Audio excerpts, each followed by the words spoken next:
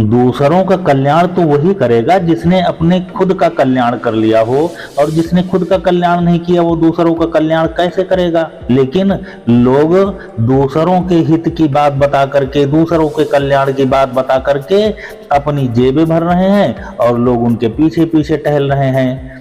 एक कहानी है, उस कहानी के माध्यम से आपको बताते हैं, समझिए इस कहानी को। एक राजा थे, उन्होंने सुना कि राजा परीक्षित ने भागवत की कथा सुनी तो उनका कल्याण हो गया। राजा के मन में भी आया कि अगर मैं भी भागवत की कथा सुन लूं तो मेरा भी कल्याण हो जाएगा। ऐसा विचार करके राजा ने एक पंडित जी से बात किया। पंडित जी भागवत सुनाने के लिए तैयार हो गए। निश्चित समय पर भागवत कथा आरंभ भी हो गई। 7 दिन बीतने पर कथा समाप्त भी हो गई। दूसरे दिन राजा ने पंडित जी को बुलाया और कहा कि पंडित जी, न तो आपने भागवत सुनाने में कोई कमी रखी, न मैंने भागवत सुनने में कोई कमी रखी, फिर भागवत सुनने पर भी कोई फर्क नहीं पड़ रहा और मुझे शांति नहीं मिल रही है। पंडित जी ने कहा कि महाराज, इसका उत्तर तो मेरे गुरु जी ही दे सकते हैं, मुझे इसका उत्तर पता नहीं है। राजा ने कहा कि आप अपने गुरु जी को आदर पूर्वक यहाँ लेकर के आ जाओ, हम उनसे ही पूछेंगे कि आखिर हमें शांति क्यों नहीं मिली, हमारा कल्याण क्यों नहीं हो रहा।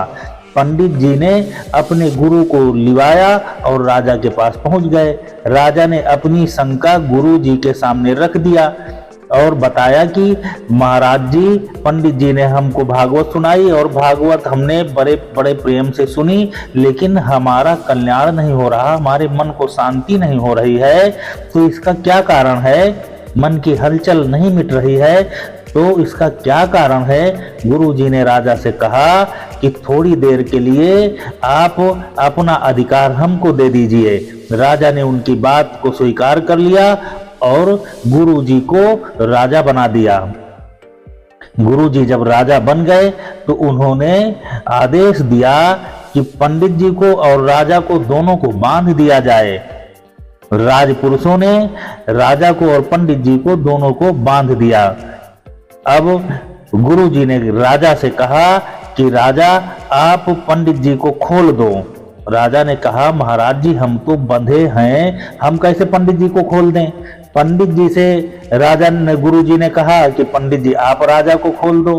पंडित जी ने भी कहा कि गुरुदेव, हम तो खुदे बंधे पड़े हैं, हम कैसे राजा को खोल दें।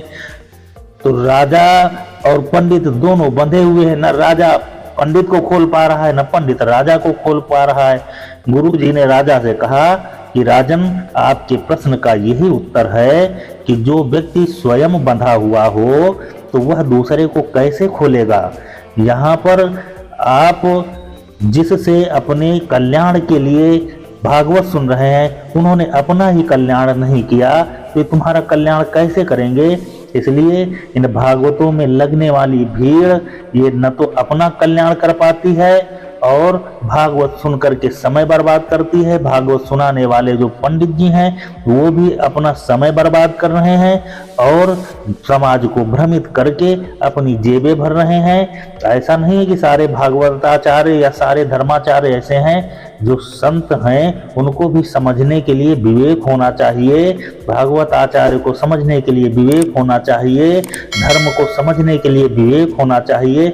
और वह विवेक तो स्वयं को खपाने पर ही आएगा। जब आप अपने आप को खपाएंगे, तपाएंगे, तब आपके अंदर विवेक आएगा और आप संत को समझ सकेंगे। जब संत को समझ सकेंगे तो अच्छे संत से आपको ज्ञान मिलेगा।